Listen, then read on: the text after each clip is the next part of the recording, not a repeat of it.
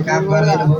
त्यसपछि गएर मृकण्डो नाम गरेका ऋषिका छोरा जसले मार्कण्डेय नाम गरेका ऋषि हुनुहुन्थ्यो, तिनै मार्कण्डेय नाम गरेका ऋषिलाई भगवान परमात्माले मायाको दर्शन गराउने काम गर्नुभएको थियो। तिनै मृकण्डो नाम गरेका ऋषिका पुत्र रहेछन् मार्कण्डेय नाम गरेका ऋषि। तिनै मार्कण्डेय नाम गरेका ऋषिले एकचोटि उनी साम्ब सदाशिव भगवानको स्तुति गर्न थाल्नुभयो। साम्ब सदाशिवको अर्ध पुकारा गर्नुभयो, ध्यान चिन्तन कीर्तन मनन गर्नुभयो। शिव शङ्कर भोला, शिव शङ्कर भोला, दर्शन दिँदा के होला शिव शङ्कर भोला, शिव शङ्कर भोला, दर्शन दिँदा के होला शिव शङ्कर भोला, शिव शङ्कर भोला, शिव शङ्कर भोला, दर्शन दिँदा के होला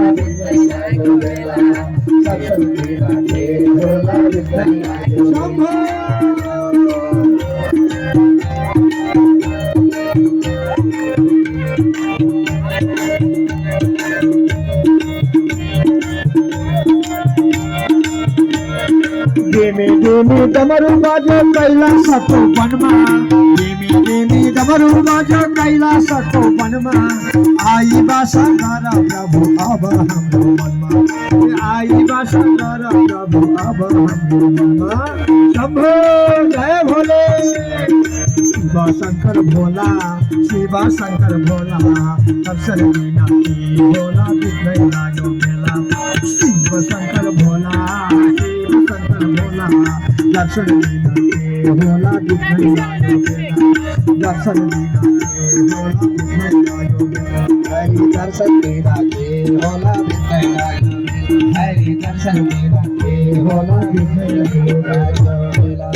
यसरी उनी मृकण्डो नाम गरेका ऋषिका पुत्र मार्कण्डेयले भगवान साम्ब सदाशिव भगवानको स्तुति गर्नुभयो, अर्ध पुकार गर्नुभयो, हे भोलेनाथ भनेर तपस्या गर्दा साम्ब सदाशिव भगवान कति खुसी भएर आएर भगवान साम्ब सदाशिव भूतभावन जसलाई आशुतोष भनिन्छ, भक्तले गरेको अर्ध पुकारलाई सुनेर चाँडै खुसी हुनेवाला त्यस्ता भगवान साम्ब सदाशिव भोलेनाथ हुनुहुन्छ। कुनै मार्कण्डेय नाम गरेको ऋषिको त्यो तपस्याबाट सन्तुष्ट भएर आएर साम्ब सदाशिव भगवानले दर्शन दिनुभयो। हे मार्कण्डेय के का निम्ति तपस्या गरेको भन्दा, हे भगवान आज मलाई भगवानको मायाको दर्शन गर्ने इच्छा छ भनेर तिनै मार्कण्डेय नाम गरेका ऋषिले भनेपछि कुनै दिन तिमीलाई भगवानले आफ्नो मायाका दर्शन गराइदिने काम गर्नुहुन्छ भनेर भगवानको मायाको दर्शन गराइदिने वरदान पनि दिनुभयो, अष्ट चिरञ्जीवीको पद पनि दिने काम गर्नुभयो। यसरी हामीहरूले पनि उनी मार्कण्डेय आदि अष्ट चिरञ्जीवीको पूजा जन्म तिथिका दिनमा गर्नुपर्दछ। जन्म तिथिका दिनमा मार्कण्डेय आदि अष्ट चिरञ्जीवीहरूको पूजा अर्चना आदि गर्ने काम गर्नुपर्दछ। जन्म तिथिका दिनमा चन्द्रमास अनुसार पर्ने जुन तिथिमा जन्म भएको छ त्यही तिथिका दिनमा मार्कण्डेय आदि अष्ट चिरञ्जीवीहरूको पूजा गर्नुपर्दछ। दीर्घ आयु आरोग्य ऐश्वर्यको कामना गरेर तिनै मार्कण्डेय अष्ट चिरञ्जीवीको पूजा अर्चना गर्नु। अब अहिले त्यस्तो त छोडिसके, हेर्नुहोस् ल्याउँछन् बालेको बत्ती परिमाना गरेर मार्कण्डेय आदि अष्ट चिरञ्जीवीको पूजा अर्चना गर्नुपर्दछ भने अब त्यसरी अरूबाट आएको त्यो संस्कारलाई अवलम्बन गरेर बत्ती निमाएर अनेक प्रकारका त्यो अखाद्य चिजहरू मिसाएको ती पदार्थहरूलाई ग्रहण गरेर जन्मोत्सव मनाउन हुँदैन है त। यसरी मार्कण्डेय आदि अष्ट चिरञ्जीवीको पद दिनु हो। मार्कण्डेयलाई अष्ट चिरञ्जीवीको पद दिने काम गरेर कुनै दिन भगवान परमात्माले मायाको दर्शन गराउने काम गर्नुहुन्छ भनेर यसरी बताइदिइसकेपछि अनि कुनै मार्कण्डेय एकचोटि तपस्या गरेर बसिरहेका बेलामा आँखा चिम्म गरेर तपस्या गरिराख्नु भएको थियो। त्यही बेलामा चराचर जगतलाई जलमग्न भएको देख्नुभयो। आएर जलले ढाकिहाल्यो, प्रलयको बेला भएको रहेछ, चराचर जगत सारा जलमय भयो। मार्कण्डेय नाम गरेका ऋषिले वरिपरि केही पनि चिज बस्ती देख्नु भएन। जुन बर्खा फेलमा बसेर तपस्या गरिराख्नु भएको थियो तिनै मार्कण्डेय नाम गरेको ऋषि आँखा खोलेर झट्ट एउटा वरको पातमा हेरेको त त्यही पातका बिचमा भगवान बाल मुकुन्द स्वरूपमा आफ्नो दाहिने खुट्टाको बुढी अग्लो आफ्नो मुखमा राखेर चुसिराख्नु भएको त्यस्तो बाल मुकुन्द भगवानको स्वरूपको दर्शन गर्नु हो। पदार बिन्देन पदार बिन्दम मुखार बिन्दे विनिवेशयन्तम वटस्य पत्रस्य पुटे शयानं बालं मुकुन्दं मनसा स्मरामि। त्यस्ता भगवानको बाल मुकुन्द भगवान जहाँ तिरे परेका पातमाथि अनि त्यसपछि दाहिने गोडाको बुढी अग्लो लगेर आफ्नो मुखमा राखेर चुसिराख्नु भएका त्यस्ता बाल मुकुन्द भगवानलाई मात्रै भेट्नुभयो भनेपछि ओहो यो चराचर जगतमा भगवानको माया त यस्तो रहेछ। सारा सृष्टि आफै गराउनेवाला, यहाँको पालन पोषण सबै आफै गर्नेवाला, अन्तिममा आफैमा लीन गराउनेवाला यस्ता भगवान परमात्मा हुनुहुँदो रहेछ भनेर यसरी मार्कण्डेय नाम गरेका ऋषिलाई उनी भगवान परमात्माको त्यो बालमुकुन्द स्वरूपको दर्शन गराएर माया पनि देखाइदिने काम गर्नुभयो र अनि गएर सूर्यका गतिका विषयमा बताइदिनु हो। अब हामीले देख्ने चराचर जगतको प्रत्यक्ष भगवान भनेको सूर्य नारायण भगवान हो।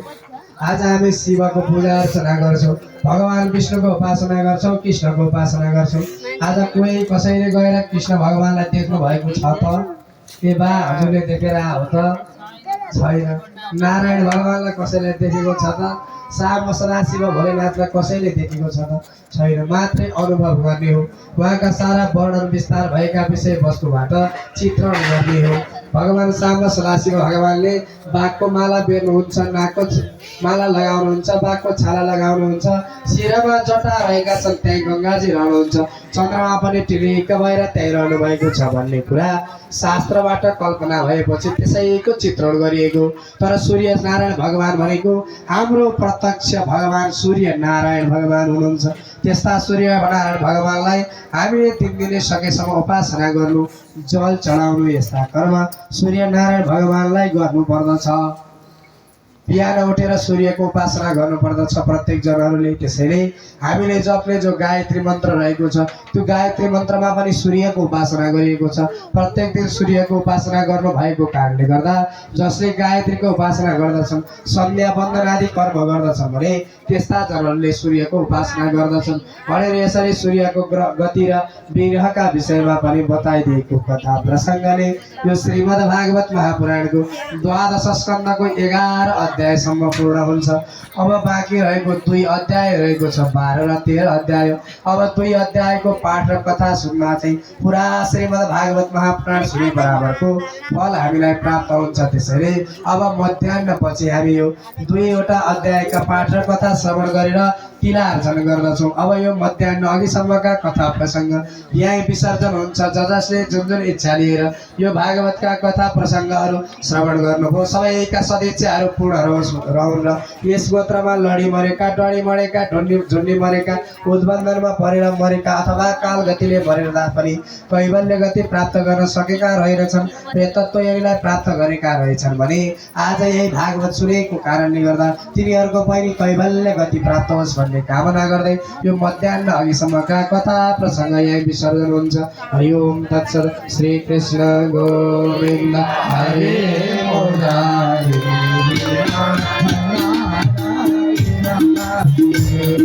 श्री कृष्ण गोविन्द हरे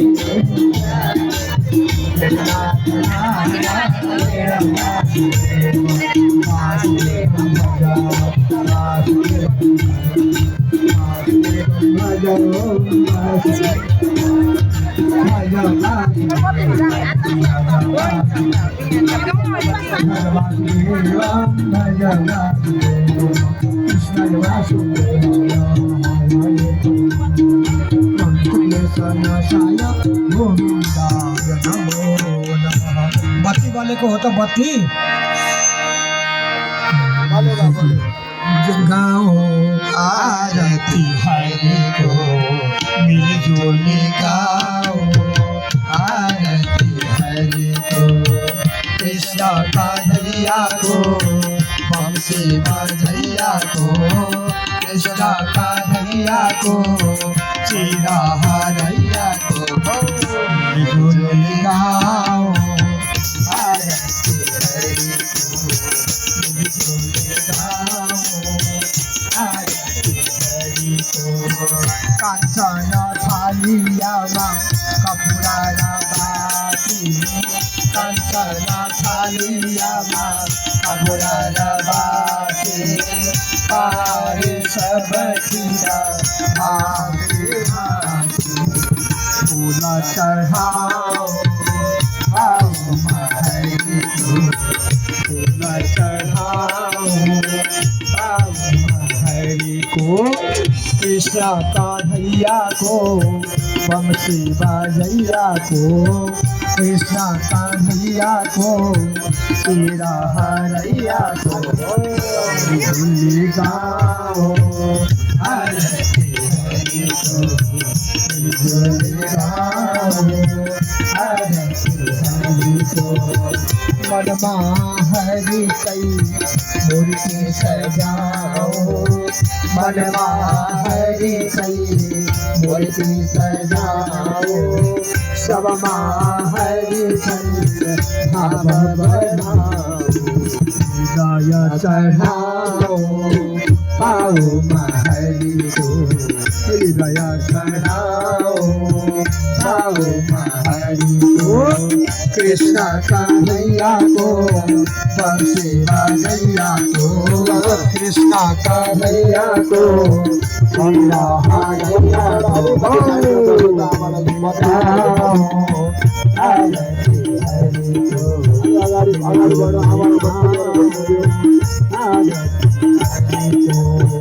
जाने न जाने पाप करे तो जाने न जाने पाप करे तो क्षमा दिनोस् प्रभु भूल भयो चरणमा पर्दछु पाउमा हरिको चरणमा पर्दछु पाउमा हरिको कृष्ण कन्हैयाको वंशी बाजैयाको कृष्ण कन्हैयाको शिर हरैयाको गाओ आरती हरिको मृदुल गाओ आरती हरिको कर्पूर गौरम करुणावतारम संसारकारम भुजगेन्द्रहारम सदा वसन्तं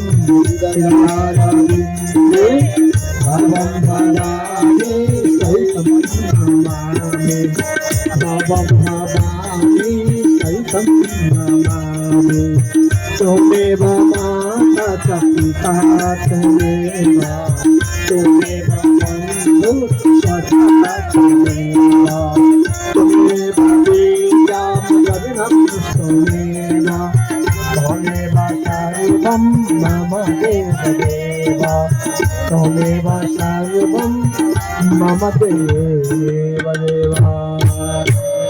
बोले आनंद कंद भगवान को।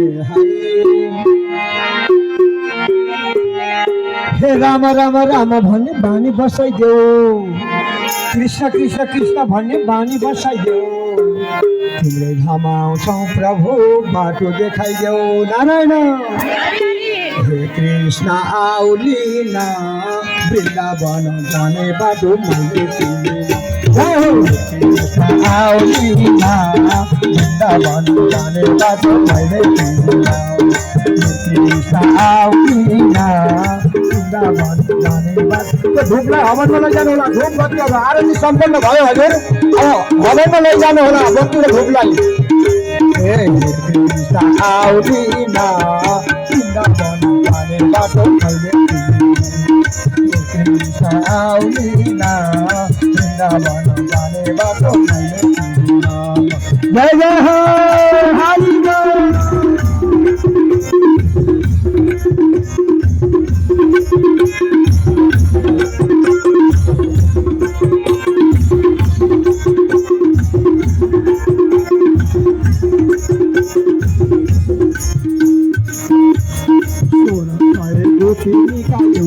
कृष्ण साथी 16 साले गोपी निकाल्दै कृष्ण साथी पर्दैन है जान्छौ माथि माथि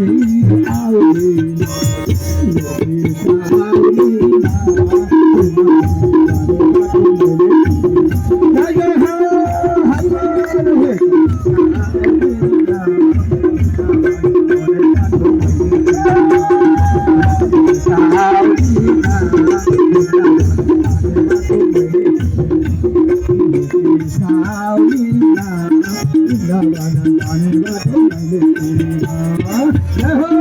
घुमलाई जानु सक्यो हवनमा लैजानु घुमलाई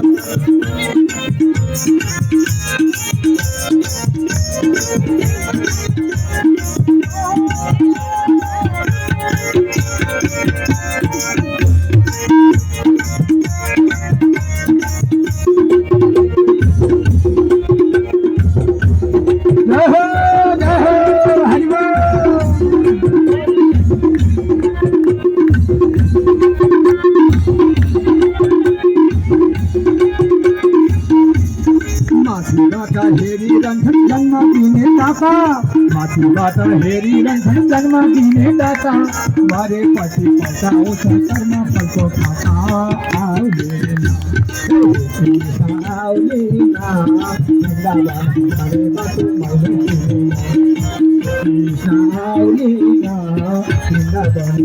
बाटो मैले जय हो हे कृष्ण जाने बाटो मैले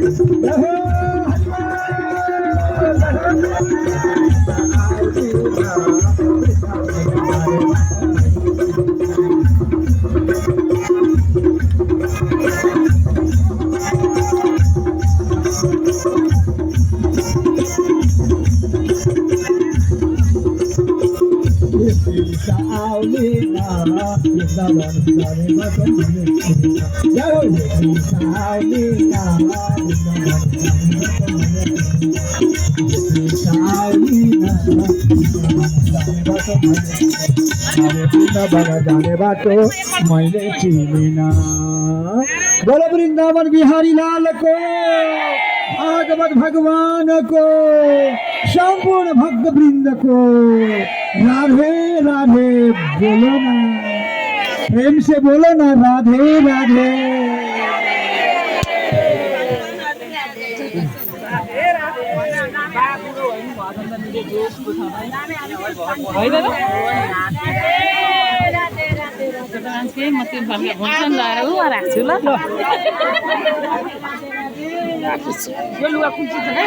म कुर्सीमा राख्छु